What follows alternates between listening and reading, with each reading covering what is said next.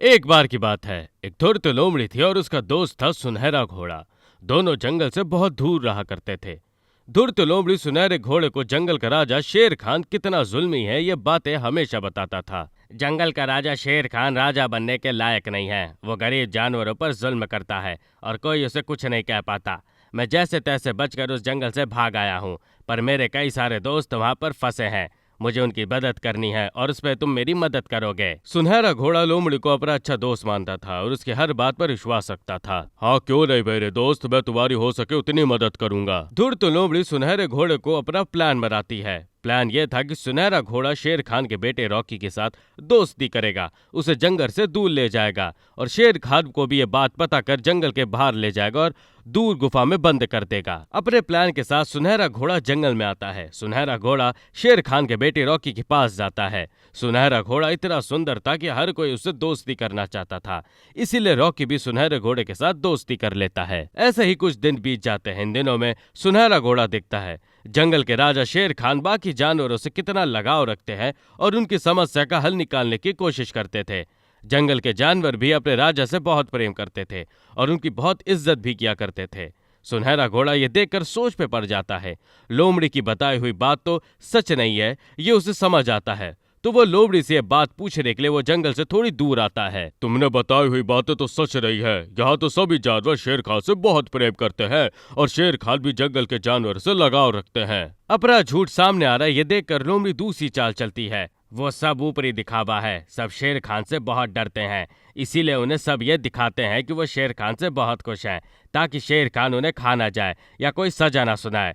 तो मुझ पर भरोसा करो, मैं तुम्हारा कई महीनों से दोस्त हूँ। सुनहरा घोड़ा सोचता है कि जंगल के जानवर से तो अभी मिला हूँ, पर धूर्त लोमड़ी तो मेरी बहुत महीनों से दोस्त है, मुझे उस पर ही भरोसा करना होगा। अब हमारा प्लान असलियत में बदलने का वक्त आ गया है। तुम तुम्हारा काम शुरू करो। दूसरे दिन सुनहरा घोड़ा रॉकी को लेकर जंगल के ऊंचे पहाड़ पर चला जाता है और वहां पर वो खेलने लगते हैं। सुनहरा घोड़ा धोखे से रॉकी को धक्का लगाता है और रॉकी पहाड़ के किनारे से गिरने लगता है, पर वहां पर झाड़ियां होने से वो झाड़ियों के बीच अटक जाता है। मुझे बचाओ, मुझे बचाओ। रॉकी तुम पकड़े रहो, मैं शेर खान को यहाँ लेकर आता हूँ। और वो वहां से भाग जाता है। जंगल में आके वो शेर खान से मिलता है और कहता है, शेर खान, रॉकी जंगल की दूर गुफा में बंद हो गया है, उसे हमें जल्दी बाहर लाना होगा।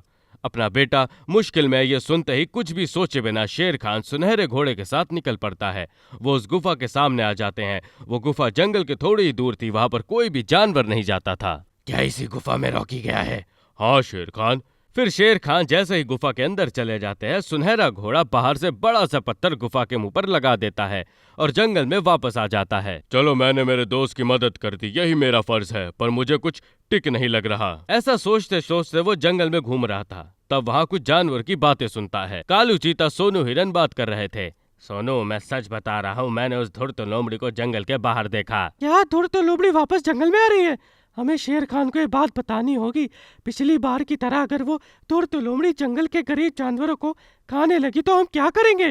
और शेर खान ने उसे सजा के तौर पर जंगल से निकाल दिया था, अब वो वापस जंगल में क्या कर रही है? ये सुनते ही सुनहरे घोड़े को बहुत धक्का लगता है। वो जल्दी से ऊंची पहाड़ के पास पहुंचता है। वो नीचे से देखता है कि रॉकी अभी भी उस झाड़ियों में अटका हुआ है। सुनहरे घोड़े की एक बात जो किसी को भी पता नहीं थी, वो थी कि वो उड़ सकता था और उसमें बहुत ताकत थी। सुनहरे घोड़े ने अपने सुनहरे पंख बाहर निकाले और वो उड़ते उड़ते रॉकी के पास पहुंच गया और उससे वहां से बचाकर नीचे ले आया। रॉकी तो सुनहरे घोड़े के पंख देखकर बहुत ही चौंक गया था। क्या तुम उड़ सकते हो? अभी इन बातों के लिए समय नहीं है, मुझे शेर खान को भी बचाना है। रॉकी के कुछ कहने से पहले वहां से उड़कर जंगल के बाहर गुफा के पास आता है और अपनी पूरी ताकत लगाकर वो पत्थर हटाता है। शेर खान गुफा के बाहर छलांग लगाते हैं। तुमने तो कहा था रॉकी इस गुफा के अंदर है और तुम मुझे इस गुफा के अंदर बंद करके चले गए। मुझे माफ कर दीजिए शेर खान, मैं उस धूर्त लोमड़ी के बातों में आ गया। और बीती बातें शेर खान को बताता है। दोनों जंगल में वापस आते हैं तो जंगल में हर तरफ शोर रहता है। इन दोनों को कुछ समझ नहीं आता। जंगल के अंदर जाकर वो देखते हैं कि तो धूर्त लोमड़ी ने सोनू हिरन को पकड़ रखा था। मुझे पता ही था कि तुम अपने प्लान से पीछे हट जाओगे। मुझे सही सलामत इस जंगल से बाहर जाने दो, नहीं तो मैं इस हिरन की भी जान ले लूंगा। क्या करे क्या ना करे किसी को कुछ समझ नहीं आता, लेकिन पलक झपकने से पहले ही सुनहरा घोड़ा धूर्त लोमड़ी के एकदम नजदीक पहुंच जाता है और सोनू हिरन को उससे अलग कर देता है। ये क्या, तू इतने कम समय में यहाँ कैसे पहुंचा? सुनहरा घोड़ा ये सुनकर मुस्कुराता है। मेरी कई ऐसी बातें हैं जो तुम्हें नहीं पता। सुनहरा घोड़ा धूर्त लोमड़ी को पकड़ लेता है। राजा शेर खान ने इस धूर्त लोमड़ी को क्या सजा सुनानी है, आप बताओ। तुमने मेरे बेटे को और मुझे हानि पहुंचाने की कोशिश की, ये बात मैं माफ नहीं कर सकता। उसे ऊंची पहाड़ से नीचे फेंकने का आदेश शेर खान दे देते हैं। बाद में सभी जानवर खुशी खुशी अपने नए मेहमान सुनहरे घोड़े के साथ जंगल में रहने लगते हैं। मैनपुर जंगल में बहुत सारे जानवर एक साथ रहा करते थे। हाथी, घोड़ा, बंदर, कुत्ता, शेर, गधा और भी कई जानवर यहां रहते थे। इन सब जानवरों में गप्पू गधा जो था वो बहुत ज्यादा आलसी था। इतना आलसी कि वो दूसरों का क्या, अपना भी कोई काम करना नहीं चाहता था। गप्पू गधे के दोस्त लक्की कुत्ता और गुल्लू बंदर उसे कई बार ये बात समझा चुके थे, लेकिन वो किसी की नहीं सुनता था। आज फिर लक्की गप्पू से बोला, अरे गप्पू गधे, तुम इतने आलसी क्यों हो भाई? तुम्हारी तो ई हालत है कि अगर कौनो तुम्हारे मुंह में खाना ही लाकर डाल दे तो बस तुमको ऊ ही चलेगा। गुल्लू बंदर बोला, लक्की सही कह रहा है, ऐसा कब तक चलेगा? इतना आलसी होना भी ठीक नहीं है मेरे दोस्त। गप्पू बोला, अरे मेरे प्यारे भाइयों, सुनो मेरी बात। दिन भर यूं ही पड़े रहने, खाने और सोने में बड़ा मजा है, और ये सब काम धाम करना, ये सब तो समझो एक सजा है। ऐसे हमको मिलता रहे आराम और ना करना पड़े कोई काम, तो बस फिर जिंदगी में हो जाएगा ऊलाला ऊलाला। लक्की कुत्ता बोला, अरे तुमसे तो बात ही करनी बेकार है। ऐसा कहकर गुल्लू और लक्की वहां से चले जाते हैं और गप्पू गधा एक बार फिर आलसियों की तरह पड़ा ही रहता है। पर गप्पू गधा नहीं जानता था कि अब उसके लिए आलसीपन की वजह से कुछ बड़ी गड़बड़ होने वाली है। उसी शाम जंगल का राजा शेर एक सभा बुलाता है जिसमें जंगल के सारे जानवर मौजूद होते हैं। शेर बोला, अब से जंगल के नियमों में कुछ बदलाव कर रहा हूं। हर जानवर के हिस्से में कुछ ना कुछ काम दिए जा रहे हैं। सब अपने हिस्से का काम करेंगे। गुल्लू बंदर को जंगल की सफाई का काम दिया जा रहा है। लक्की कुत्ता और हाथी जंगल की पहरेदारी करेंगे और गप्पू गधा जंगल में सभी जानवरों तक फल, सब्जियां और जरूरत की चीजें पहुंचाएगा। ये काम सबको रोज करने हैं और इन कामों में से अगर कोई भी गड़बड़ हुई तो उसे दंड मिलेगा।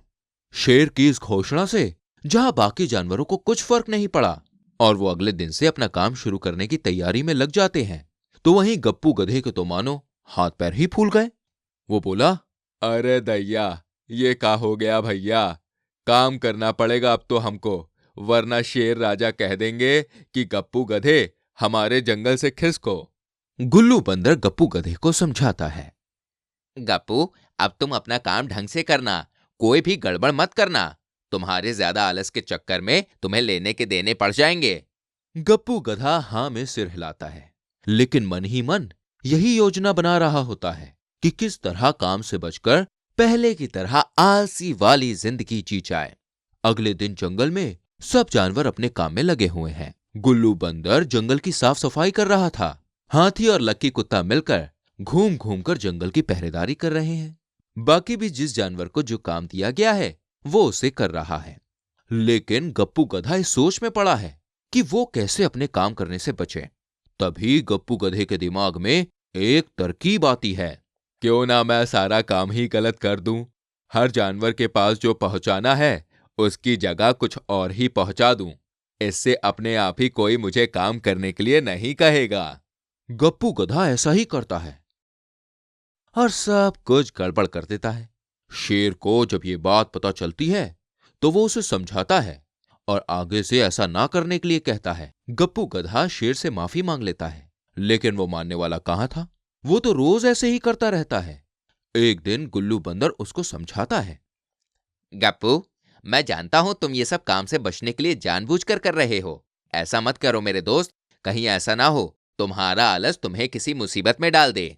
गुल्लू की बातें सुनकर गप्पू उसे अनसुना कर देता है और अपनी योजना के हिसाब से काम करता रहता है। एक दिन शेर सारे जानवरों को बुलाता है। गप्पू बोला, लगता है शेर ने इसीलिए बुलाया है कि आज वो मेरा काम मुझसे लेकर किसी और जानवर को दे देगा। सारे जानवर शेर की सभा में पहुंचते हैं। शेर कहता है, मुझे खुशी है कि सारे जानवर अपना काम पूरी लगन और मेहनत से कर रहे हैं। लेकिन गप्पू गधा अपना काम नहीं कर पा रहा है। वो रोज जानवरों तक फल, सब्जी और जरूरत का सामान पहुंचाने में गड़बड़ करता है। इसीलिए आज से गप्पू गधा ये काम नहीं करेगा। गप्पू गधा मन ही मन खुश हो रहा होता है, लेकिन तभी शेर कहता है, तो आज से गप्पू गधा जंगल के पीछे की ओर जो मेरी गुफा की मरम्मत का काम हो रहा है, उसमें ईंट पत्थर या जो भी जरूरत का सामान लगेगा उसको ढोकर ले जाएगा।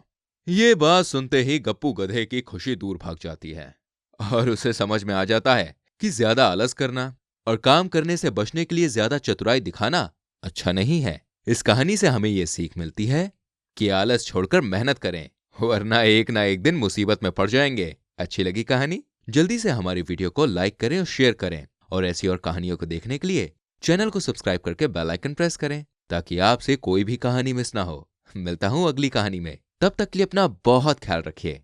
Bye bye.